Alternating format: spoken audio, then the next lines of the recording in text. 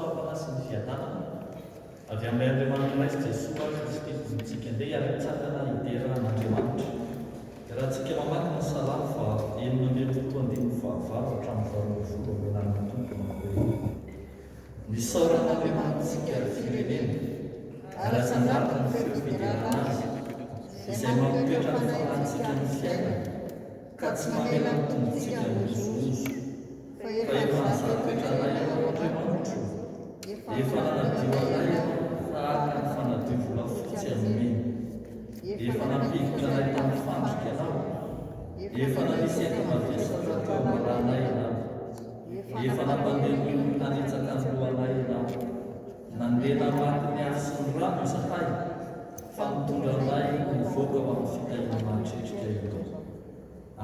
Zanahary tsy mba tia ny fahaverezanao. Andininy voalohany sy fahatelo.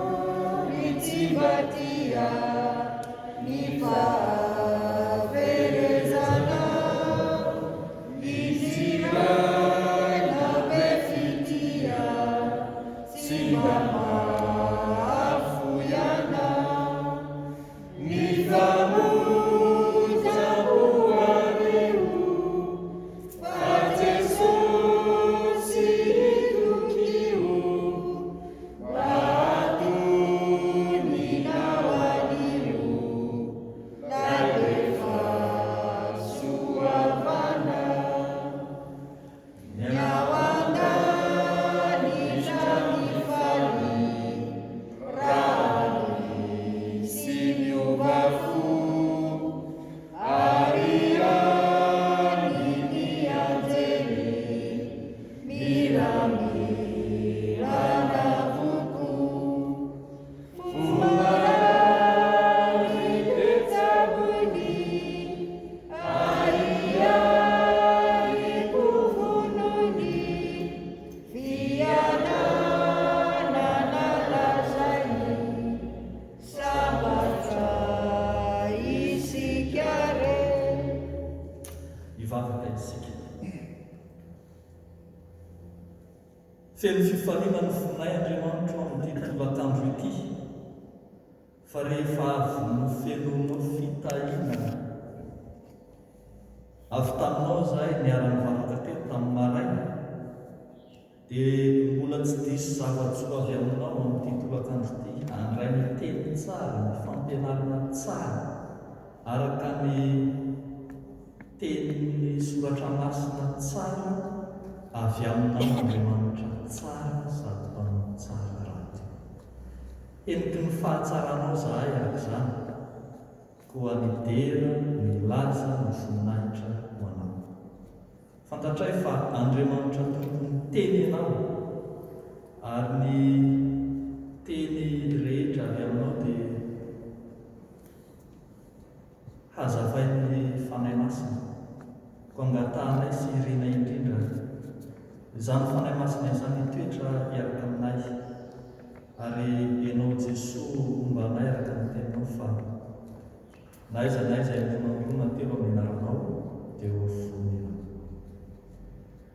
Tompo raha sitrakao dia aza velanao verimaina izao fotoana fivoriana izao, aza velanao isy ala-maina eto izay na dia iray azy raha tsy samy vavoky ny fitahiana avy aminao. Irinay sy angatahanay amin'ny anaran'i Jesosy izany vavaka izany. Amen. Afaka mipetraka ianareo iarona. Manatitra ny arahaba ho antsika iray amin'ity tolakandro ity ry afaka malala tonga eto isika andinika indray lohahevitra manao hoe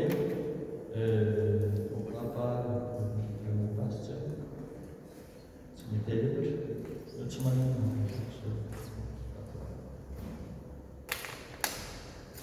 andinika io lohahevitra antsika izay mifanandrify amin'ilay lohahevitra manjinitsika amin'ity volana martsa ity lehibe mampiorina mino ny fizaham-toetra dia hitotsika mandinika lohahevitra andao ataontsika mivantana amintsika tsiraray avy ilay lohahevitra mba tsy lohahevitra superficiel hoe inona ny idiran'ny vitsika amin'ny petrola zavy eo voakasika izany tena Andriamanitra dia fananina mihitsy zany izao nanao an'ilay loahevitra nasiana hoe samy tsy raray avy nahoana no zahatoetra. Tsika rehetra dia mahafantatra fa samy zahatoetra, tsy misy hoe tsy zahatoetra zany, fa nahoana no zahatoetra. Ezahana hovaliana amin'ity fampianarana ity zany.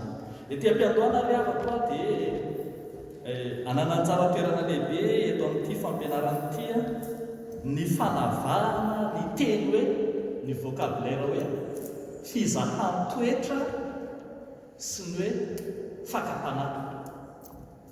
Ndraindray io atambatry ny olona ary na ny baiboly aza misy fotoana mampifangaro ihany ny voanolana hoe fizahan-toetra sy ny fakapanahy. Fa androany isika dia andao hijery tsy tena iresaka betsaka momba ny fakapanahytsika. Ny fakapanahy izay adika teny frantsay hoe tentation, ny fizahan-toetra izay adika antsika hoe épreuve. Androany isika dia iresaka kokoa ny fizahan-toetra. Dia ny fantaniana zany dia hoe nahoana isika ny zahana toetra fa tsy hoe nahoana isika no alaim-panahy, atao hoe loahevitra hafa indray iny. Fa eo am-pamanina an'izany fantaniana izany dia azontsika alaina eny antsefatsefany ihany hoe zao anie ilay fizahan-toetra fa zao ilay fakapanahy. Ndao ary aty am-piandohana alohany amanintsika ny hoe nahoana ny zahatoetra, dia andao aloha fanontaniantsika dia hoe fa inona ny antsoina hoe fizahan-toetra. Voalohany ilay havako, ny fizahan-toetra dia avy amin'Andriamanitra. Avy amin'iza? Avy amin'Andriamanitra io. Raha taitsika sahaja zao makasika an'ilay hoe fakapanahy, raha tadidinareo ny tantaran'ny Joba, raha tadidinareo ny tantaran'ny Jesoa tany anefitra, iza ny naka fanahy? Ny devoly maka fanahy, fa Andriamanitra mizaha-toetra. Zay zany aloha différence ngeza be. Ny devoly maka fanahy fa Andriamanitra maneno mizaha-toetra. Zany hoe zany ny fizahan-toetra dia tena avy amin'Andriamanitra. Andriamanitra mihitsy no mizaha-toetra antsika. Dikan'izay zany raha zaha-toetra ianao ankehitriny dia aza mieritreritra mihitsy hoe ohatran'ny tsy normal zany, tena normal, tena zay tena hoe vao mahatsiaro hoe zaha-toetra, tena kristianina ianao zay. Par contre raha mieritreritra ianao, raha mandinika ny tena to tsisy fizaha-toetra mihitsy ianao, apetro indray fa sao dia mba tsy kristianina ray, sao dia tsy olon'Andriamanitra ray, to tsisy mihitsy ny ny fizahan-toetra. Zavatra ataon'Andriamanitra eo amin'ny fiainan'ny olona ny fizahan-toetra. Ireo misy référence biblika afaka raisitsika ny na tsy hovakintsika daholo ary izy rehetra. Afaka raisitsika ilay ohatra eo amin'ny Deutéronomie ny zanak'Israely. Zanak'Israely tany anefitra no mena ny lalàna dia Andriamanitra mihitsy miteny attention pour l'étendria mo an'ireny olona le soi-disant milaza ny tenany hoe mpamonofo reny. Attention reny fa zany ny zaha-toetra anareo fa tsy reny olo reny. Deutéronomie 13 2-4. Ozy izy raha tahiny misy mpaminany na mpamonofo eo aminareo izay milaza famantarana na fahagagana aminao sady manao hoe andeha isika anaraka andriamanikafa izay tsy fantatrao ka aoka hanompo azy isika, dia eno tsara na dia tanteraka aza ny famantarana na ny fahagagana izay nolazainy taminao avereny, na dia tanteraka aza ny famantarana na ny fahagagana izay nolazain'ilay soi-disant mpaminany na mpamolofy dia ho Jehova, dia aza meno teny izany mpaminany na mpamolofy zany fa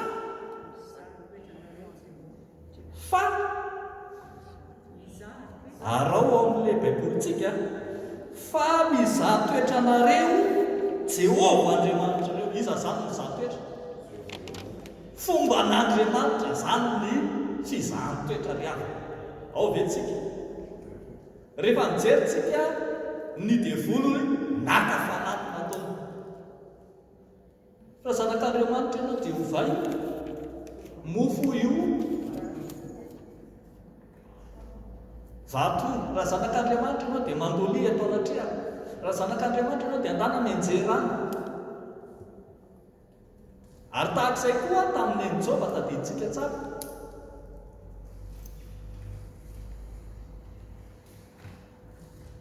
avy taizainao ry satana miavana ny teny jerena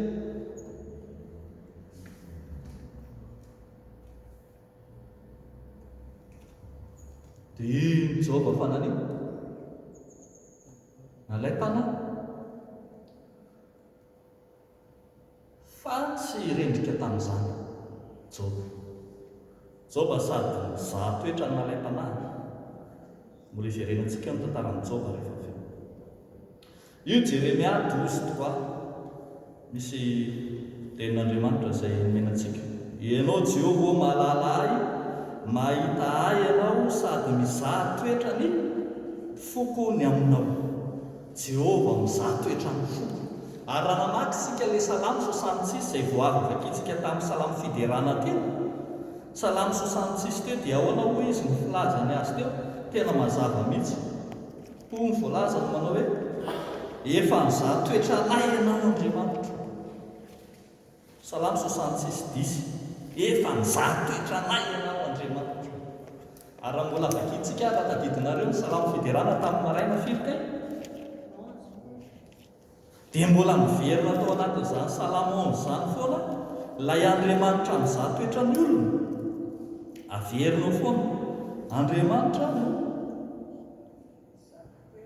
mizaha toetra ho ny voalaza hoe Jehova mizaha toetra ny marina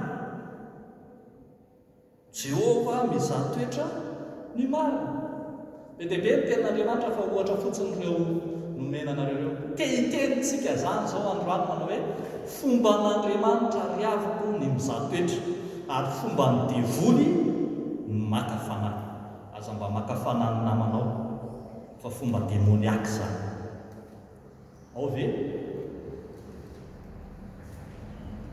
fa tsy ampy amaritantsika ny antsoina hoe fizahan-toetra izany raha izay fotsiny tsy hoe izay avy amin'Andriamanitra dia fizahan-toetra daholo na hoe ny fizahan-toetra dia avy amin'Andriamanitra fa ny fizahan-toetra koa dia zavatra tsy maintsy lalovan'ny mpino raha tsotsorina amin'ny voambolana tanora ankehitriny dia hoe tsy mampihetsi-bolo maso ny mpino ny fizahan-toetra raha tsoratra masina izany a biblika izany fa kio kely any hoe Petera asa raha tsy hitanareo nga manio Petera 2:4 andininy 2:20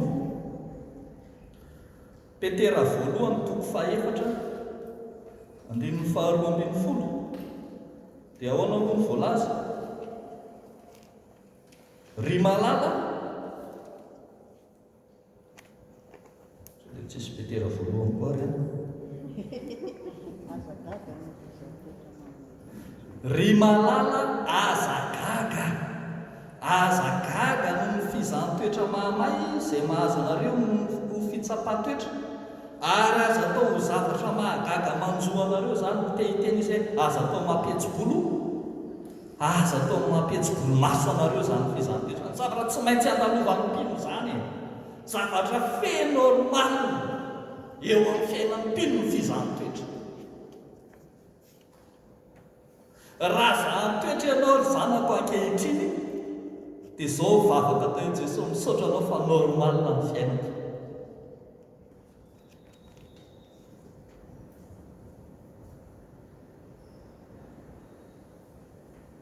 tsy maintsy mandalo fizahan-toetra ny mpino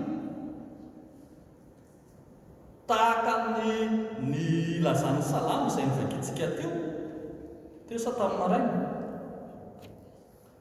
maraina fa tsy diso any sa teo ka le teo 66 le misy an'le efa nampandehanay tahaka ny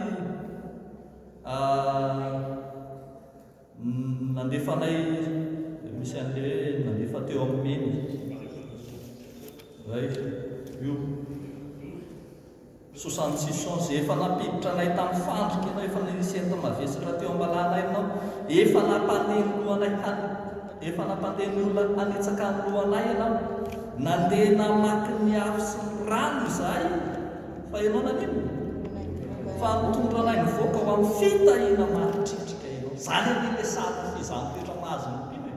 Donc zany tsy zavatra mahagaga ntsony zany ilay fizaham-toetra avy amin'Andriamanitra io tsika teo, entsika miteny ay zavatra normal io, zavatra lojika amin'ny fiainan'ny mpino ny zaham-toetra.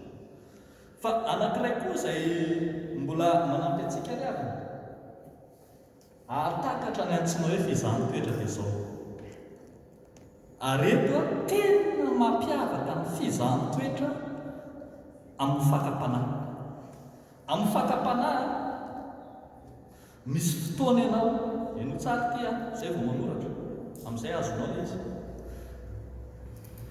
Amin'ny fakapanahy ianao misy fotoana tsy natohitra io fakapanahy dia ozy izy tsika hoe roboka tao anaty fakapanahy zay a.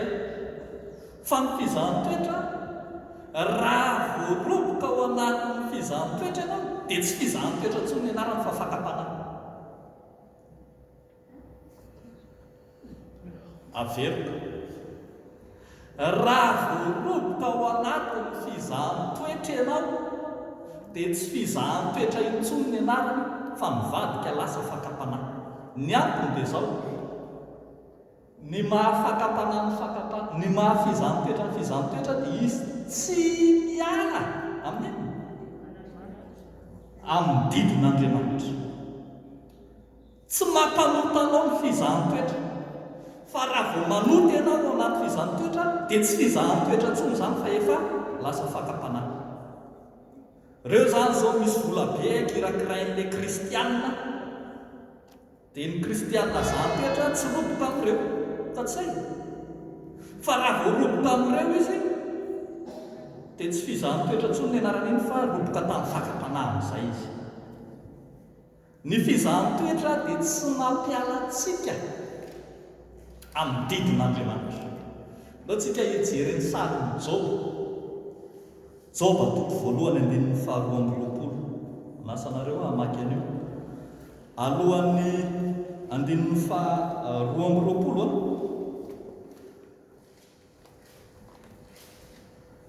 alohan'ny faharoa amby roapolo dia hitantsika Joba lay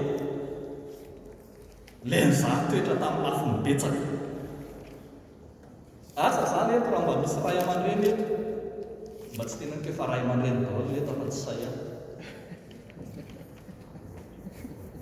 Sy aly tena zany. Ireny zany a, ianao zany ray aman-dreny, ianao zany ray mpianakaviana ao an-trano, dia iny ilay mpanampy an-trano anao miteny manao hoe patron, lasa ny adiveantsika daholo le fananantsika tao. Zao zany ilay omby, briky, lasa ny sabiana. Tsy tapitra koa ny tenin'ilay mpanampy an-trano ray, ny teny indray ny anankiray patron. Matin'ny po amin'ny varitra tao daholo ny ondry amanosonao. Patron, tonga tao indray fa le adversaire antsika avarindray nambago amin'ilay rameva. Patron, ny zanako ao anaky folo lasa daholo. Enjany zany tany sain'ny baiboly zany izy dia ohatran'ny hoe tsotra kely, azonareo fa mazana zany raha ray miteraka ianao, raha ray aman-dreny miteraka ianao, mazana zany.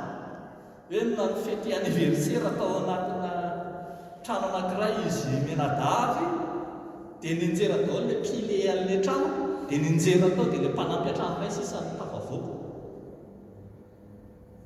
Tantaraina kamora fa enjana zany. Saingy izao manasa anareo hamaky ny andininy faharoa amby roapolo. Ahoana ho voalaza tamin'izany rehetra izany, tamin'inona? tamin'izany rehetra tamin'izany rehetra zany na tamin'ilay mpanampy voalohany telo na tamin'ilay mpanampy faharoany telo na tamin'ilay mpanampy fahatelo na tamin'ilay faefatra hatramin'ny miatra manaina mihitsy aza dia ary tsy nanota ijoba ary tsy nametsiny an'Andriamanitra. Ny antony ny fizaham-toetra tsy mampialatsika amin'ny didin'Andriamanitra. Raha vao miala amin'ny didin'Andriamanitra isika dia tsy fizaham-toetra intsony ny anarana fa ino fa fakapanahy dia resin'ny fakapanahy koa ary tsika. Dia lasa roboka tamin'ny fakapanahy. Tsy misy zany hoe roboka tamin'ny fizaham-toetra ao a fa roboka amin'ny fakapanahy misy. Ka raha vao miala amin'ny didin'Andriamanitra isika dia roboka amin'ny fakapanahy ny filaza atsika. Zay zany a misy ahazahoanareo tsara ny maizy azy amin'ity fizaham-toetra ity an-tany fa ampitahantsika koa ankilany ny amin'ilay fakapanahy izay fanao ny devoly raha teo. No tsika hijery manahoana ny fomba fisehoan'ny fizaham-toetra marobe dia marobe tokoa fa asa raha voatanisa eto daholo izy androany. Ny fizaham-toetra dia miseho amin'ny endrika marobe satria hoy tsika teo ny teny zao manko lojika zany satria tsika ny teny teo fa avy amin'Andriamanitra ny fakapanahy fizaham-toetra azafady manomboka mifangaro ny vava satria avy amin'Andriamanitra ny fizaham-toetra tsy maintsy misy ny fizaham-toetra. Noho izany zany Andriamanitra tsy azotsika terena ao anatina kazy anankiray dia hoe tsy maintsy karekare Andriamanitra na tsy maintsy boribory Andriamanitra. Manana fomba maro izy ahafahany mizaha-toetra amin'iny. Dia misy bedibe tsy voatanisa fa apahany amin'ireny no teneny eto zahana-toetra amin'ny resa-bola ny mino. Izay zao resaka harena le chiffre.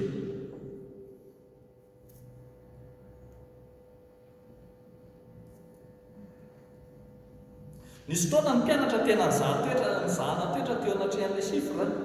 Iny zany zao ny mpianatra zany a dia SDF.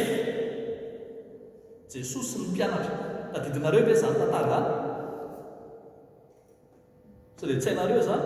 Jesosy ny mpianana dia SDF tsy mana-trano. Findrafindra monina eny izy.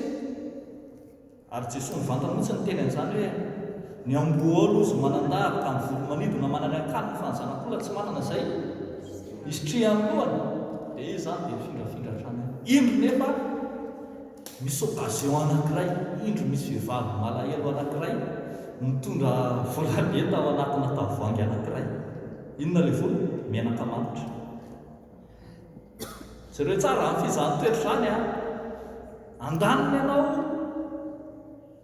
pauvre pauvre ankilany io misy occasion tonga dia mailaka be ilay mpianatra. Andao iny avadika chiffre le izy tsy natao ohatran'ny alian'ilay vehivavy fotsiny amin'ilay tongotrany Jesosy nararaka teo ny tongotrany Jesosy dia sasana tamin'ny volondohany. Io izy ny mpianatra andao avadika chiffre zahana-toetra tamin'ny resa-bola. Fa raha mijery koa tsika ireto nisy an'ilay bandy kely jeune entrepreneur mpanambola be ilay dala dia niteny ny tompo hoe tompo ahoana natao andovanana izany fiainana mandrakizay zany? Io ny tompo aonao sisy ny voalaza lalàna ny aminay mamonolona aza mamonolona aza mijangatsanga aza mananina aza manambaka efa narahako hatramin'izany mbola kely azy zany. Dia sisy Jesosy andany ary amin'ny diony fanananao dia omeona izy. Nieritreretan'i Jesosy dia hoe ny fananany omenany malahelo kinanjo izy ndray lasa malahelo niala tamin'ny malahelo izy satria nanana fananana be. Tsy zakan'ilay rananana ny harena ravoravo teo am-pelantanana. Dia aloha ny ala teo amin'i Jesosy tsy andova fanjakany lanitra. Atakalo lera namana ny harembeny neny fanjakany lanitra. Fa mijery koa tsika ity tantara ity. Tantaran'ny tonton Ananias sy tontine Safira, ny asan'ny apôstôly toko 15. Ireo dia kristiana. Dia niombonany avokoa ny fananany rehetra. Dia iny fa mba nivarotra i Jakoba, dia mba lasa koa izy nanino, mba mivarotra ny taniny. Jereo amin'ny asan'ny apôstôly toko 15. Fa saingy tsy naharitra teo anatrehan'ilay vola amin'izay satria io ilay vola. Dia raha marina zany ilay vola vidin'ilay tany aterina ny amin'ny apôstôly ty ary tompoko ny vola vidin'ny tany satria iombonan'ny apôstôly, iombonan'ny fiangonana ny harena reny. Dia io izy mivadina andao akana kely mba atao anjambany aloha. Tsy naharitra teo anatrehan'ny fizaham-toetra ara-bola izy mivady. Zareo tsara fa lozany efa rany. Rehefa mamaky amin'ny asan'ny apôstôly toko 15:1 sy manaraka io na lozany efa rany, maty raha ary maty koa raha vehivavy. Mety miseho amin'ny endrika ara-bola na harena ny fizaham-toetra. Fa anankiray koa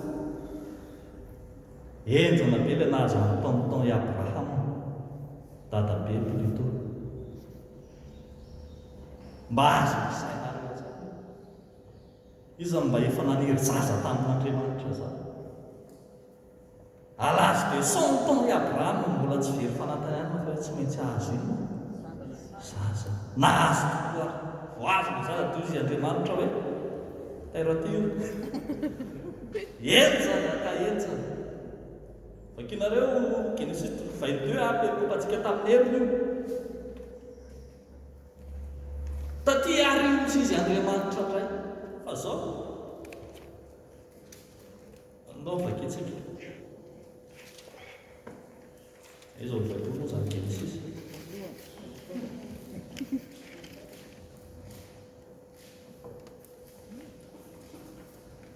Tsy ho vakitsika daholo le 11 à 20 fa andao hijery an'le réaction an'ny izy i Abrahama fotsiny satria nitenen'Andriamanitra andana hoe dia noetiny zany. Dia eo amin'ny 9:7 no vakitsika. Ho vakely 11-20 io zafady 9-19 no izy 9-19 zafady. Vakitsika verset 9-10 ho ny voalaza. Tsy tenentsika zany le parcours le natongavany tao tendrombohitra Moria. Fa efa tonga tao izy dia ahoana natao? Ary rehefa tonga tany amin'ny tany izay nolazain'Andriamanitra taminy izy, dia nanorona alitara teo i Abrahama ka nandahatra ny kitay, dia namatotra ny saka zanany ka nametraka azy tambonin'ny alitara teo ambonin'ny kitay. Ary Abrahama nanimitra ny tanany ka nandray ny aty mba nino io zanany io nefa zazany nanino, zazany iriny, zazan'angatany bebe précieux io, zanak'antitra io. Aza adononareo zany fa ny olona antitra no miteraka an'io. Nefa dia nankatoavin'ny Abrahama de A à Z jusqu'à dernier moment. Tena vitany Abrahama mbola nandray antsy. Fantatry Abrahama carrément fa avy amin'ny saka ny tahinan'ny firenena, nefa n'izy maka antsy amono azy. Tsy sanatria Abrahama mpamono zanaka no hitantsika eo, fa Abrahama matoky an'Andriamanitra. Na dia nizaha toetra tamin'ny zanany ary izy, dia natoky an'Andriamanitra izy.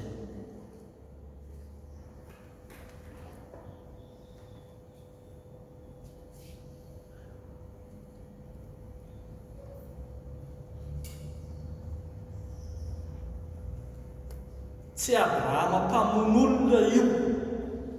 Dia efa cruel koa ilay Abrahama. Zanankely io no vonoina. Tsy fa Andriamanitra amin'izany toetra ary maneho ny fatroky ny Abrahama teo an-dreny. Mety izany toetra amin'ny alalan'ny zanaka, fa mety zana toetra amin'ny alalan'ny fanenjehana koa ny mpino. Nareo ve mpino? Efa mba zana toetra tamin'ny fanenjehana ve ny mpino? Tatsika be dehibe io amin'ny soratra masina, io zao ny apôstôly Paoly amin'ny asan'ny apôstôly toko 7. Izy mivantana mihitsy no miteny. Io zany tena voavy novafo e. Voavy novafo izy dia tonga dia resy lahatra ny toro filazantsara. Rehefa lasa ny toro filazantsara ka iny zany mbola iny ty ina filazan'izany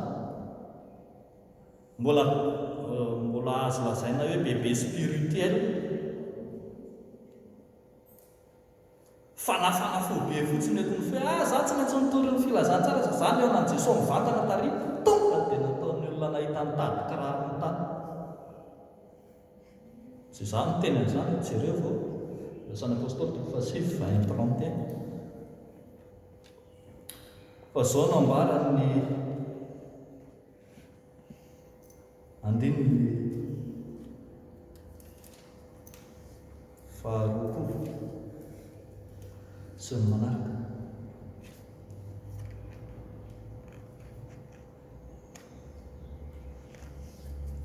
Ary niaraka tamin'izay dia nitory teo amin'ny sinagoga izy ka nilaza an' Jesosy fa zanak'Andriamanitra, ary taranjona izay rehetra nandre ka nanao hoe tsy ity va ilay nandringana ilay niantso izany anaran'izany tamin'ny Jerosalema, ary tonga ty koa izy mba hitondra azy mifatotra ho amin'ny mpisorona be.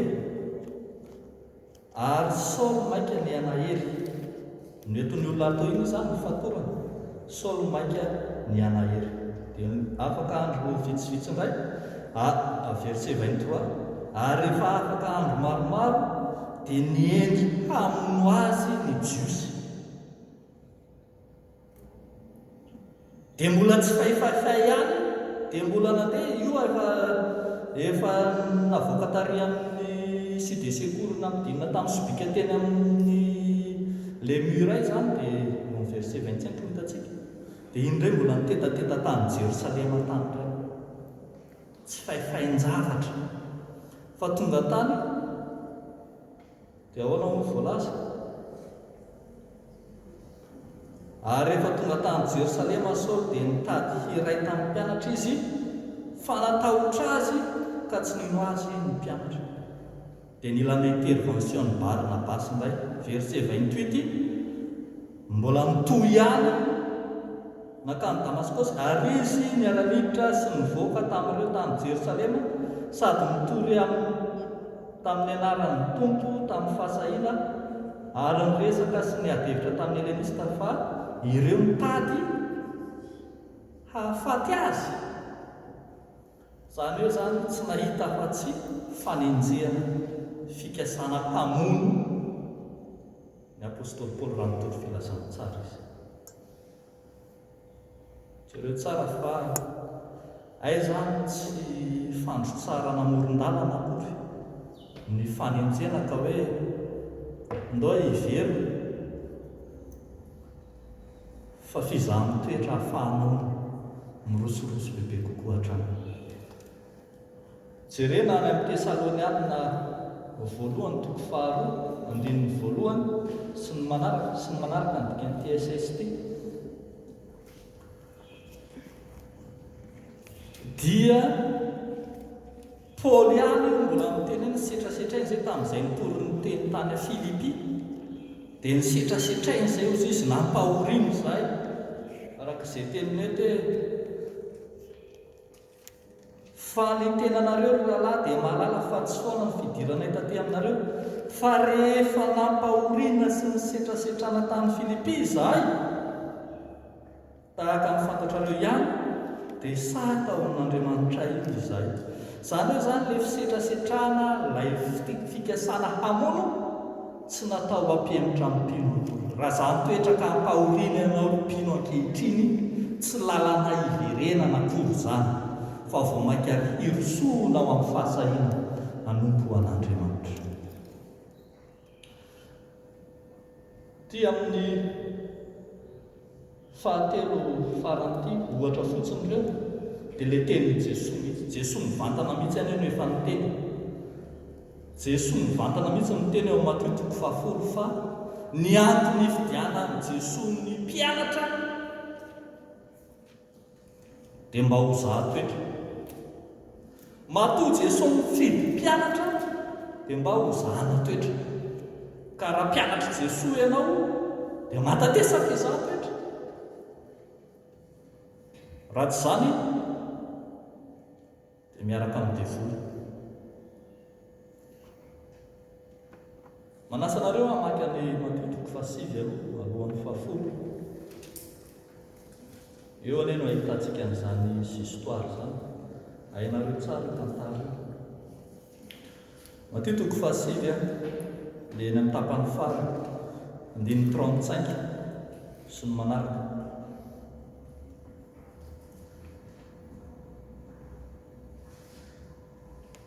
Eo amin'ny 38 izy miteny manao hoe be ny vokatra fa ny mpiasa no vitsy. Izany hoe zany manao recrutement Jesoa fa tsy ampy ny élément.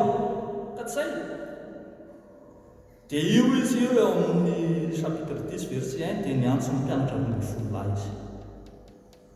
Inona ny antony antsoiny Jesoa ireo mpianatra 12 lahy ireo? Ianao zany mba nieritreritra hoe amaly amin'ilay recrutement ny tompony teny teo ambony fa tsy maharaka ny tolotra sy ny tinady. Vitsy kokoa ny isan'ny mpiasa nefa ny rendement be dia be. Dia mba hiasa alevoara rehefa natsoina ilay mpianatra dia izy Jesoa mihitsy ny maneraka azy ery amin'ny verset 16 dingadinganiny ilay izy. Rehefa natsoina amin'izay ilay mpianatra dia ahoana ny fanirahan'i Jesoa azy? Indro.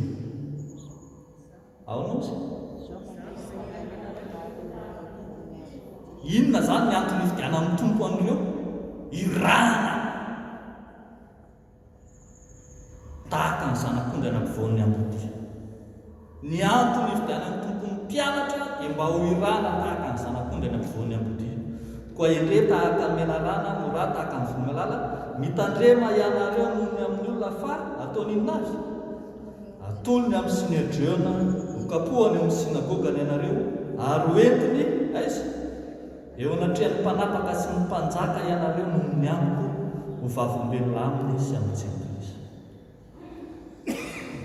Fizahany toetra lehibe mahazo ny mpino zany araka ny sorodalana izay efa niantsony tompo mihitsy ity resaka fanenjehana sy fahoriana samihafa ity. Misy koa ny fizahany toetra ny finoana.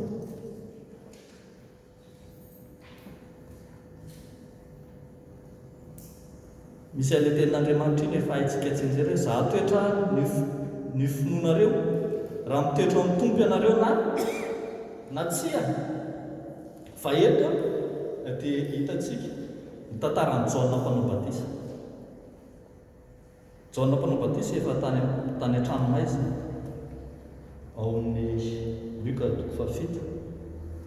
Efa tany an-tranomaizina Jaona mpanao batisa dia nandre izy misy an'izao olo izao ny ao avelany ao mahavita fahagagana maro samihafa, manasitrana amin'ny marary, miboka ny dioviny, ny mandringa nampandehaniny, mona nampiteneniny, jamba nampahiratiny. Eo izy Jaona naneraka olona tany izy. Ianao ve no lay hoavy sa mbola hafa no andrasantsika? Ny tian'izany tenenina hoe dia te anontany izy manao hoe tena ianao ve ilay Mesia? Testena koa zany ny fon'ny Jaona. Ny testena ny fon'ny Jaona à propos an'ny Mesia. Zao izay tokony ho fantatsika dia zao, iza ny Mesia andrasan'ny Jaona ary iza ny Mesia ilay tonga teo aminy. Ny Mesia andrasan'ny Jaona angamba dia Mesia izay hanafaka anazy eo an-tranomaizina. Fa ny Mesia tonga teo aminy dia ny Mesia izay hitondra azy any amin'ny fiainana mandrakizay.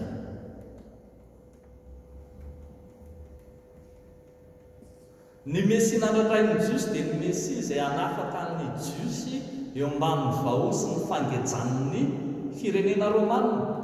Ny hanafaka ny Jiosy amin'ny fampahorian'ny Héroda Masika sy liaka satria ny Héroda tamin'izany dia Héroda tena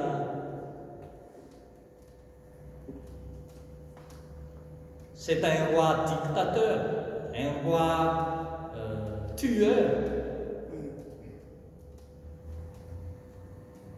Liandra dia mba manantena ny Jiosy fa rehefa ho avy ny Mesia dia hifarana izany. Ka ilay Mesia tonga tsy izany ilay izy fa Mesia manomana anao any amin'ny fiainana mandrakizay. Ry havako malala, ny tena fiainana dia tsy ny elanao amin'ny fahorianao io fa ny hahatonga anao any an-danitra. Inona ny tena fiainana? Tsy ny elanao amin'io fahorian'io no tena fiainana fa ny hahatonga anao any an-danitra. Izany oviana ihany tompo fomba mifarana izao adinay menakavy kely izao, fomba hitsahatra izao tafidrivotra taminay menakavy kely izao, mba nano izao izay menakavy kely izao ho avy aminao izany raha sitrapon'ny tompo. Fa ny tena homan'ny tompo anao dia tsara lavitra, mihoatra lavitra noho izany. Dia ilay fiainana mandrakizay mbola resantsika rehefa avy eo.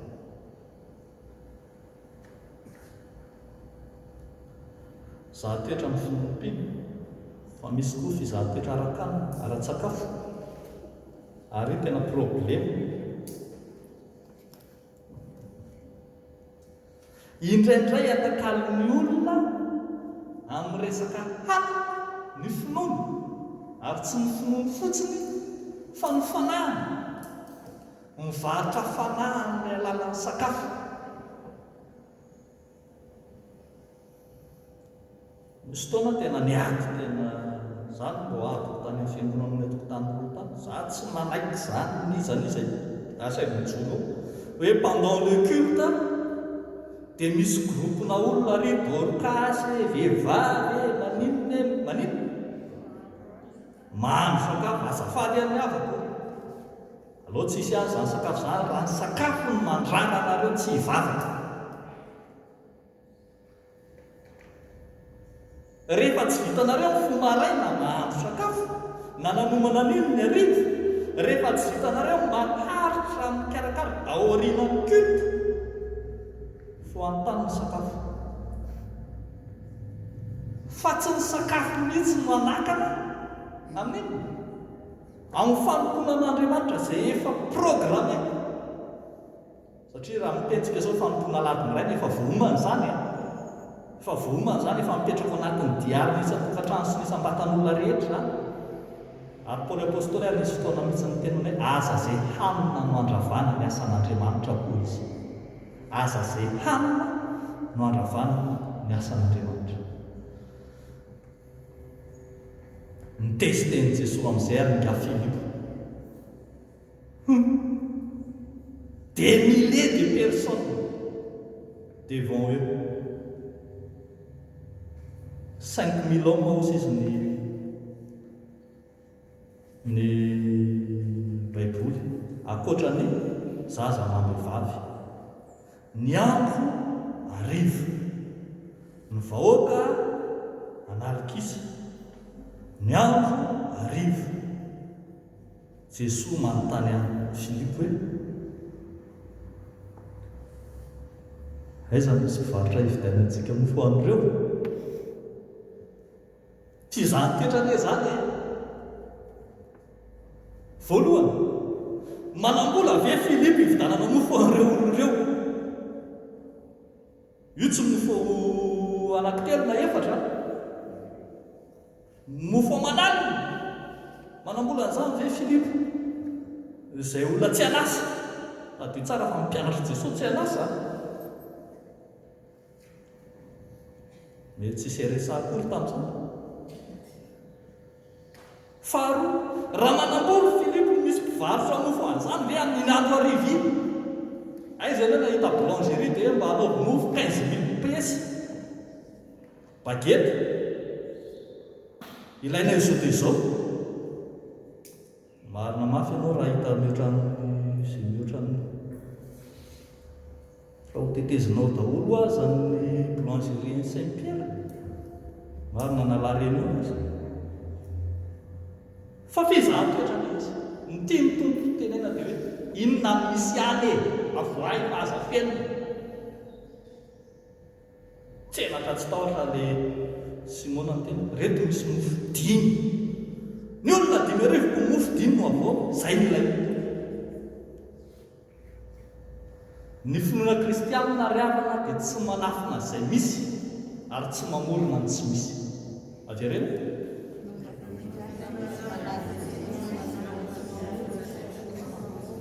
dia arao zany amin'ny fiainana andavanandro tsy manafina zay misy ary tsy mamorona ny tsy misy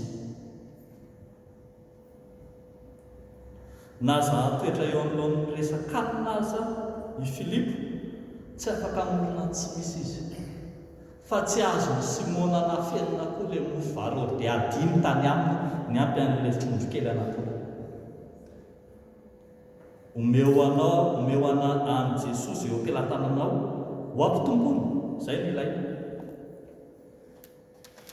fa tsy tonga dia imagine hoe boulangerie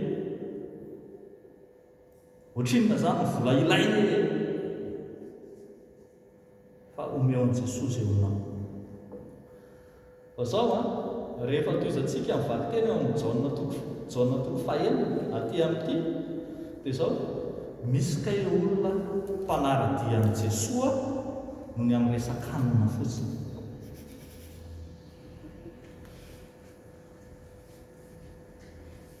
dia tadidiko ndray le référence foana moa zany le fiangonana netiko taloha zao foana any amin'le nentina taloha tany aloha be dia zao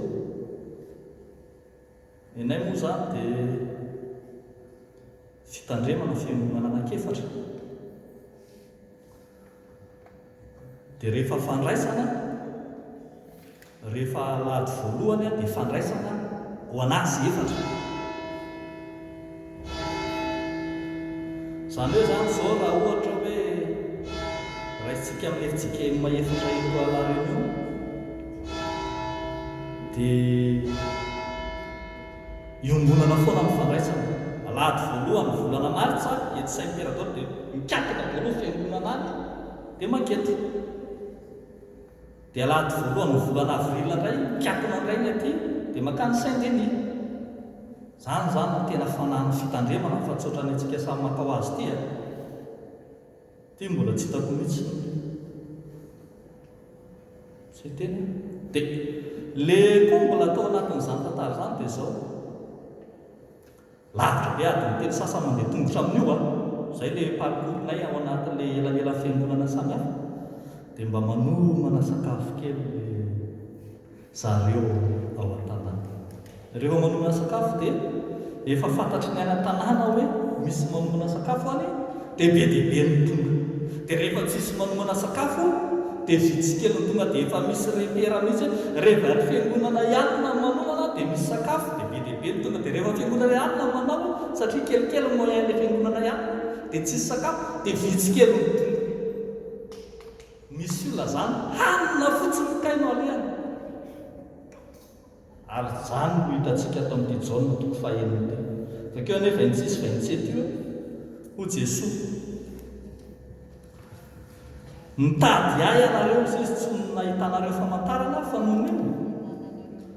noho ny nihinananareo ka voky fa aza miasa azo ny hanina mety ho levona fa ny hanina izay maharitra ho fiainana mandrakizay sy homeny ny zanak'olona anareo dia vokatrio aza ery amin'ny verset 66 dia hono voalaza hoe hatramin'izay dia maro tamin'ny mpianany no niemotra satria io resakaniny fotsiny manarahana ny tompo tsy ho aminao anesana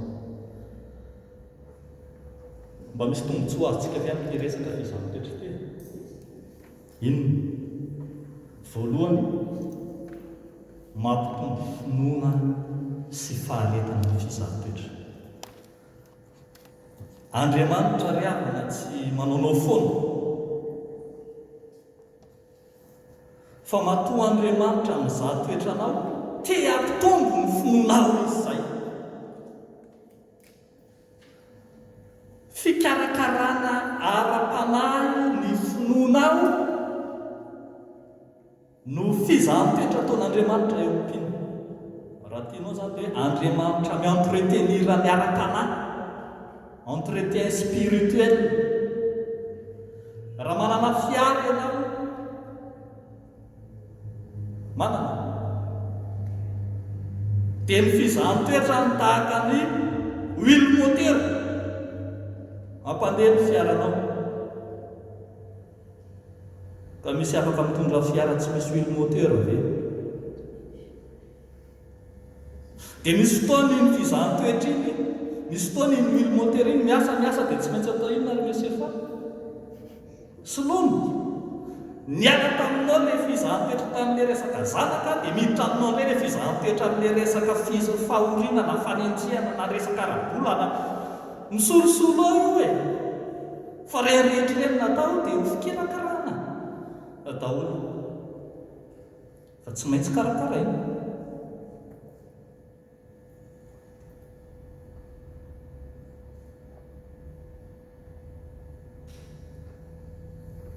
Tatsika tsara ilay tantaran'i Abrahama teo, efa nitenena tamintsika teo ilay tantaran'i Abrahama sy Isaka. Fa any amin'ny bokon'ny Hébreu dia faharitany manokana hoe resaka finoana eny natonga ny Abrahama namoniny. Finoana entretien spirituel de la foi no natao tamin'iny. Ianao koa ve te hitombo finoana? Izao vavaka atao hoe Jesosy ampitomboany fizaham-toetra mahazo. Satria ny fitombony izany no mampitombo ny finoana. Raha vao ianao zany ilay manao vavaka manao hoe tompo esory ty fizaham-toetra ty, ho faible ianao.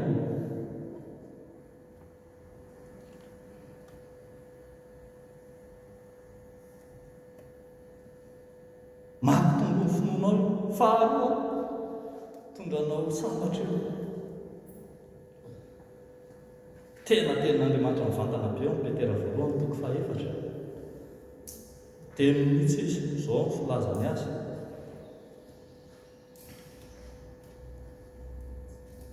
Petera voalohany toko fahaefatra andininy fahaefatra ambin'ny folo. Dia hoy izy hoe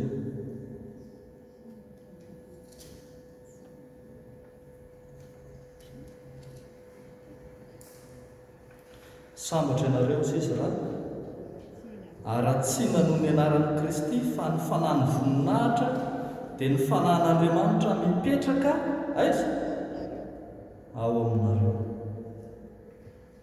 Tondratsika ao amin'ny fahasambarana mihitsy io zany. Manaraka ty ilay mofinainantsika tamin'ny maraina perikopantsika androany io. Be d'entrée makany amin'ilay déjeuner céleste.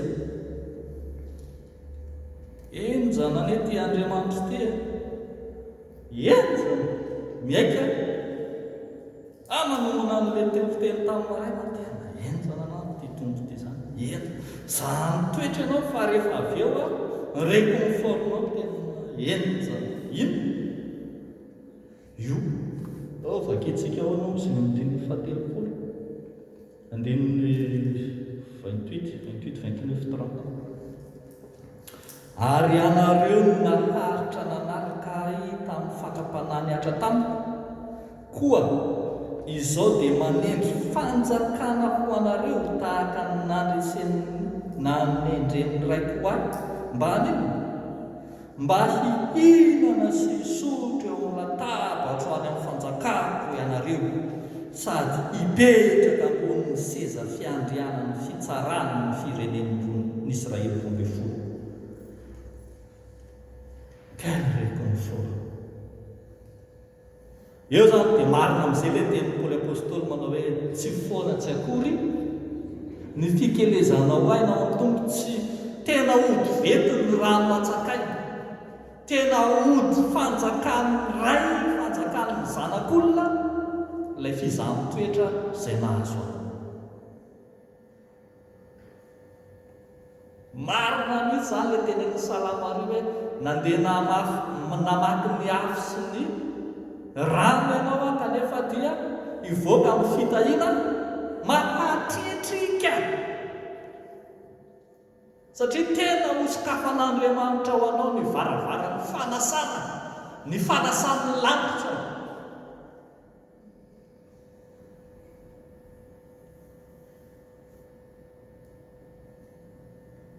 Jereo tsara, izy tsy mampianantenanao zavatra androany a, tsy niteny mihitsy ny tompo hoe marena amin'ny fizahan-toetra dia hiadana ianao rapitso, na dia hitombo ny vola ao anatin'ny tapolanao ka dia tsy izany, fa ny zavatra mpanantenany dia nino? Miantoka ny mandrakizay ianao. Rehavako malala io fizahan-toetra mandalo na mahazo anao androany io miantoka ny mandrakizay ianao. Dia izany mahatonga ny apôstôly Paoly rehefa ilay manome jodrana izy dia hoy izy rehefa niaritra fahoriana vetivety ianareo. Fahoriana manino izy?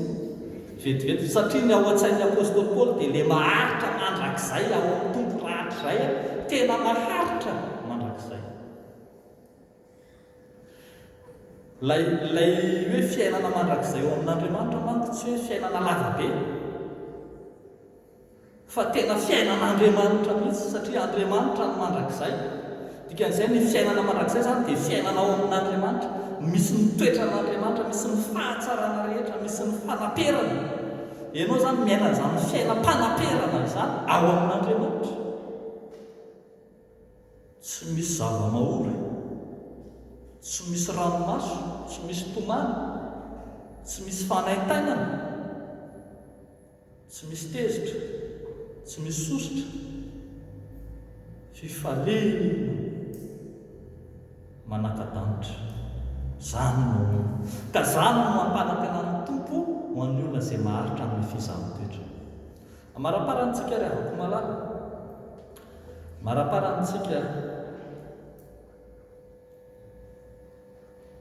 ahoana ary ny fomba hiatrehana ny fizahan-toetra. Zany izy zany rehetrarehetra zany.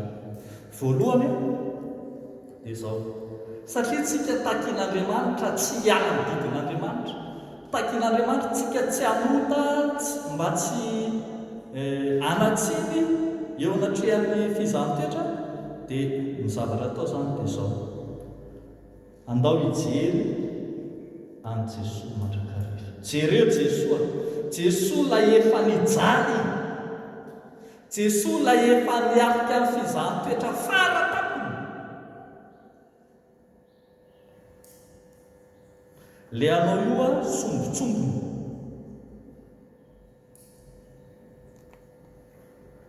fa neny Jesosy fara tapony.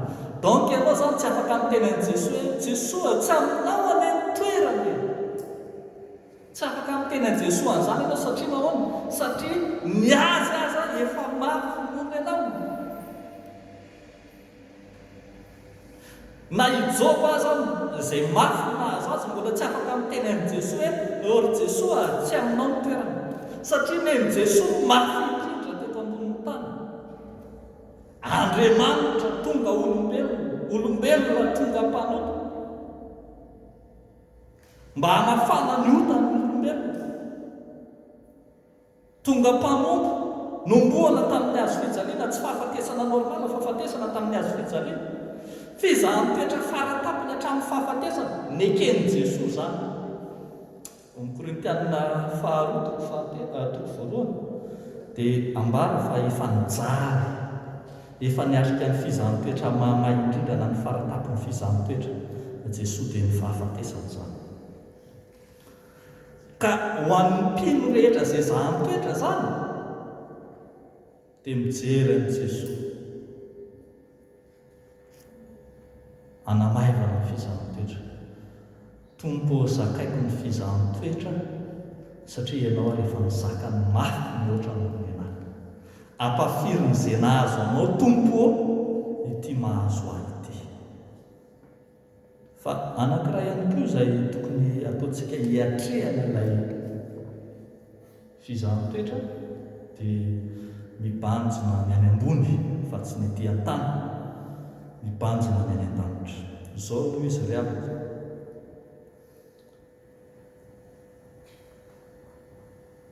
Ny Baiboly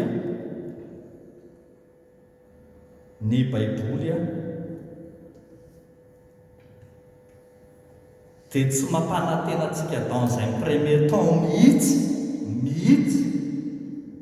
ny fiainana tany, ny fiainana eto an-tany. Fa ny anazy tsy etsehin'Andriamanitra akory ny ampiadana anao hoe tsy hainy. Fa ny Baiboly dia zao ka tsao aloha ny fanjakany sy ny fahamarinana dia nampy anareo izany rehetra izany. Ny tian'Andriamanitra izany dia nibanjinantsika izany fanjakana izany. Ho Jesosy manao hoe fa inona moa ny sono azon'ny olona izy raha mahazo zao tontolo izao izy kanefa veriny ary inona ny soa azon'ny olona. Ny tanjona dia aleo aza manary ilay vetivety mba ahazahoana ilay mandrakizay, toy izay afa-po tamin'ilay vetivety dia vonotra ny mandrakizay. Banjino ny any an-danitra, banjino ny zavatra any ambony fa tsy ny ambany, ny any an-danitra fa tsy ny teny tany. Fa ny faharoa dia izao, fahatelo andray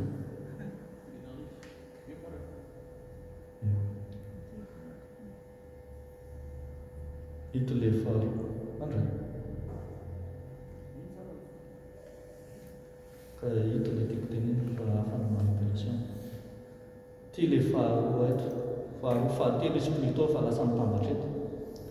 Matokia an'Andriamanitra fa ny matokia an'Andriamanitra. Matokia anao an'Andriamanitra fa hanafaka anao amin'ny fizahantiotra izy. Meo an'Andriamanitra ny adinao. Io zany tonga dia miverina ny saintsika rehetrarehetra ny amin'ny tantaran'i Abrahama amin'izay nankatoy jusqu'à dernier moment, nakan'le antsy aza dia nanandratra ny tany amono. À la dernière seconde, mais aussi c'est le ondry telo. Dikany andraso Andriamanitra. Ny Malagasy dia miteny an'izany, ao nozy ny Malagasy, ny Andriamanitra tsy andry ny hafa, andrasaka eo tiana izy. Andraso Andriamanitra, matokia an'Andriamanitra. Misy zavatra tsy hain'ny olombelona ao amin'ny Marka 10. Totra rectifier sahady izy teo. Marka 10 teo amin'le tantaran'le mpanan-karena mangataka fanjakan'Andriamanitra. Misy zavatra tsy hain'ny olombelona fa hain'Andriamanitra. Hozy izy Jesosy moramora kokoa ny idiran'ny rameva amin'ny vody fanjaitra no nidiran'ny mpanan-karena amin'ny fanjakan'Andriamanitra. Dia manao sary daholo zao avec ses bosses, comment vody fanjaitra, c'est pas possible.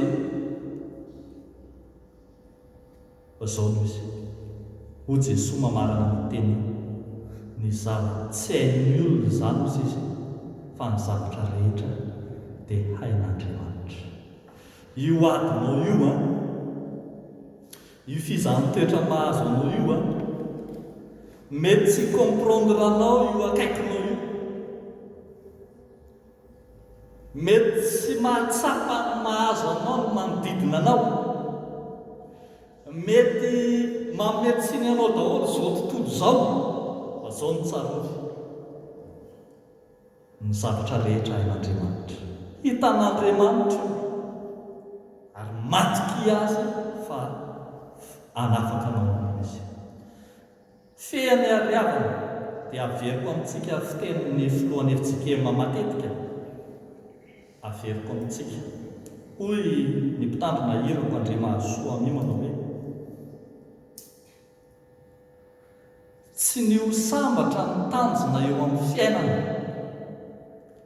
fa ny anao ny sitrapon'Andriamanitra. Tsy ny ho sambatra ny tanjona eo amin'ny fiainana fa ny anao ny sitrapon'Andriamanitra. Nen'izao tontolo izao dia hitady fahasambarana no mamaky azy. Ahoana ny doblena ny chiffre d'affaires, ahoana ny mba hampatsaratsara ny confort, ahoana ny izao, fa ho an'ny mpanompon'Andriamanitra na tsy aza dia soady izao ny fahasambarana, tsy miala ny sitrapon'Andriamanitra izy. Ny sitrapon'Andriamanitra arak'izay hita amin'ny soratra masina no mibaiko azy, kanefa izy dia mahatoky fa Andriamanitra tsy hamela rery azy. Izany hoe ny fanantenana kristiana. Nanontaniana ary tsika androany tena mpiandohana ary avako malala manao hoe nahoana mizaha toetra voavaly ve sa tsy? Ny antony dia satria ianao kristiana. Raha tsy te ho zaha toetra ianao dia andana manaraka ny devoly. Tsisy mizaha toetra no tsy mizanaky ny devoly. Efa ny devoly raha teo ianao raha ho any dia efa izay tianareo ny any. Fa raha manaraka an'i Jesosy ianao dia zaha toetra satria Andriamanitra mihitsy no mizaha toetra arak'izay hitantsika tamin'ny lesona teo. N'Andriamanitra ny voninahitra ao amintsika izay rehetra voalaza teto. Raha misy fanontaniana ray roa telo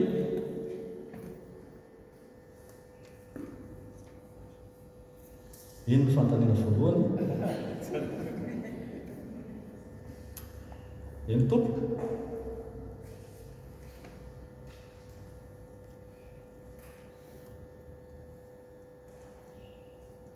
Za zany anontany rehefa tsy anontaninareo.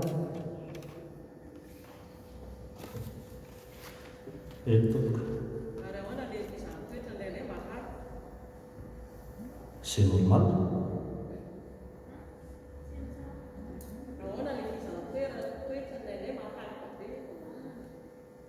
Normal ka ianao kristianina foana tsy miova mihitsika.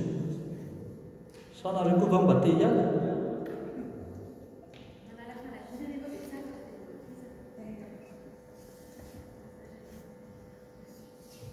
Eny tompoko? Eny tompoko? Tonton Gérard?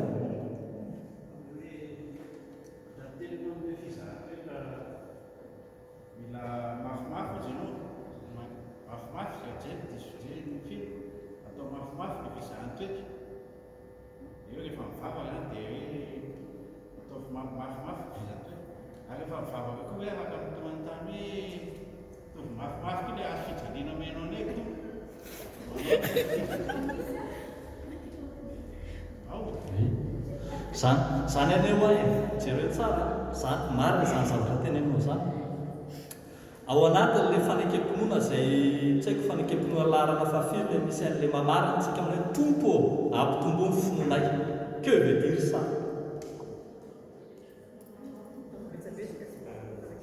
Inona no mampitombo ny finoana? Inona ny fizaha toetra? Ny azo fijaliana mampitombo zany. Zay fa zao aza mbola mangakaka mpitombo rehefa mbola tsy zaka le eo.